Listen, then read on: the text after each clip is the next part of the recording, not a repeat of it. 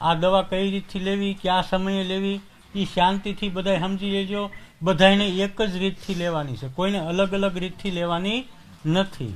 આ જે દવા હું તમને આપું એને ઘરે જઈને પાણીથી પહેલાં સાફ કરી નાખો. એમાં જે માટી હોય ને એ બધી ધોઈ નાખો. એ ધોઈ અને બધી દવા ખમણી નાખવાની. ખમણવામાં સમજ પડે ને? બધી વ્યવસ્થિત દવા ખમણી નાખવાની. ખમણીને તડકે સૂકવી દેવાની. 2-5 કલાકમાં સુકાઈ જાય. સુકાઈ ગયા પછી ખાંડીને પાવડર કરવાનો. મિક્સરમાં કોઈએ કરવાનો નથી. ખાંડીને પાવડર થઈ જાય પછી 1 ચમચી પાવડર, પણ ટોચની ચમચી નહીં ભરવાની, કાંઠા હોતી ભરવાની. 1 ચમચી પાવડર, અડધો ગ્લાસ બકરીનું દૂધ. બકરીના દૂધમાં 1 ચમચી પાવડર નાખી સાંજે સૂતી વખતે એક સમય લેવાની. કાયમ સાંજે, આજ સાંજથી કાલ સાંજે. દર અઠવાડિયે દવા લઈ જવાની. પણ દવા લેવા આવો ત્યારે ઠેલી ફરજિયાત લેતી આવવાની. ઠેલી એક અમારો રિપોર્ટ છે, સમજાણું? હવે દર્દીને લાવવાની જરૂર નથી.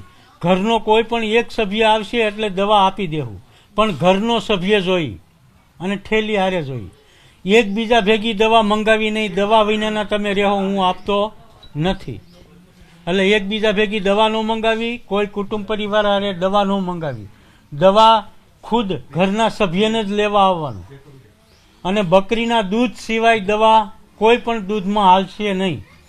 પછી તમને આળસ અડે, સેટું પડે અને દવા બીજા દૂધમાં લેહો, કાંઈ પણ તકલીફ થાય એની જવાબદારી મારી નથી.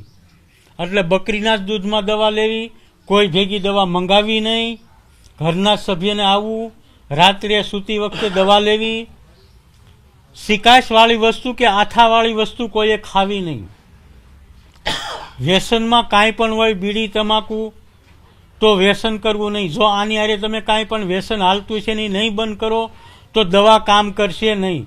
પછી તમે ખોટા ધક્કા ખાઓ કે બાપુ તમારી દવાથી અમને રેડી ન થયું, પણ તમારું વ્યસન ચાલુ હોય, વ્યસન હારે આ દવા કામ કરતી નથી. એટલે બીડી, તમાકુ, સિગારેટ કે દારૂ, કોઈ પણ આવું વ્યસન હોય તો એને બંધ કરીને દવા લેવાની. જો બંધ નહીં કરો તો આનું રિઝલ્ટ મળશે નહીં. આ દેશી ઔષધિ છે. જેવી જેની તાસીર એ પ્રમાણે દવા લાગશે. કોઈને વહેલી લાગે, કોઈને મોડી લાગે. અને દવા તમને લાગે તો જ ધક્કો ખાજો, નકર ખોટા ધક્કા ખાતા નહીં. અહીંયા વિના મૂલ્ય સેવા પ્રવૃત્તિ ચાલુ છે.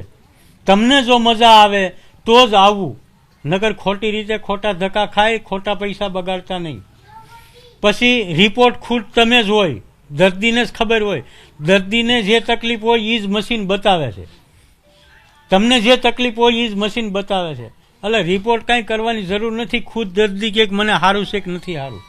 ખોટા રિપોર્ટના પૈસા નાખવા કરતાં કબૂતરને સૈણ નાખ દેજો, ઈશ્વર તમારું કાર્ય કરશે. આ કોઈ શ્રદ્ધાનો વિષય નથી, આ દવાનો વિષય છે. અહીંયા કોઈ દોરા ધાગા ફૂંક મારીને કોઈને સારું કરવામાં આવતું નથી. કદાચ એવી વાતો સાંભળી હોય તો એવી વાતો ખોટી સાંભળતા નહીં. અહીંયા ખાલી ને ખાલી દેશી આયુર્વેદિક દવા દેવામાં આવે છે. દવા તમને શુદ્ધ જંગલમાંથી કાઢીને આખી દવા દેવામાં આવે છે. પાવડર તમારે બનાવવાનો રહેવાનો છે. નકર જો અમને પાવડર દઈને તો અમારે સરળતા પડે, અમારી દવા ખોટી વેસ્ટ વેડફાય નહીં. પણ પાવડર હુકામ નથી બનાવતા. સમાજ દોરંગી છે. કાલ સવારે વાતું કરશે કે બાપુ આમાં સ્ટીરોઇડ ભેળવીને દેતા હશે. એના હિસાબે મેં શુદ્ધ દવા આપી છે. હવે શાંતિ રાખી. તમે એક આશ્રમમાં આવ્યા છો, દવાખાનામાં આવ્યા નથી. તો આશ્રમની રીતે નીતિ નિયમ પ્રમાણે રહ્યો, વ્યવસ્થિત શાંતિ જાળવો, એકબીજાને તકલીફ ન પડે એવું વર્તમાન કરોમાં. સંપલ બૂટ બહાર ઉતારો. અને પ્રસાદી જેણે ન લીધી હોય એ મહેરબાની કરી અને પ્રસાદી લઈને જાજો, મને કહેતા નહીં. બાકી બાપા સીતારામ. એક એક વ્યક્તિ આવીને લાઈનમાં દવા લઈ જાઓ. કેટલા સમયથી છે?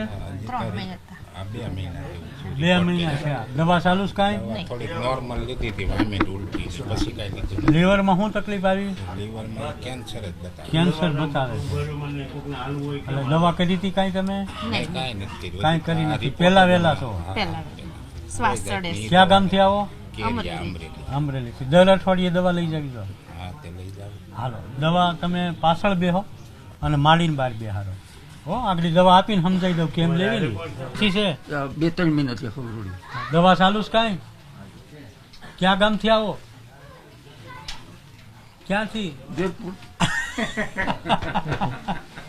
જેતપુરથી આવો સારું સારું રેડી થઈ જાઓ દાદા કાંઈ મૂંઝાતા નહીં પ્રાર્થનાથી અધિક કાંઈ ન હોય ભગવાનને પ્રાર્થના કરો ને બાકી ઔષધિ ખાઓ હાલો પાછળ વ્યા જાઓ આગળ દવા આપીને સમજાવી દઉં હો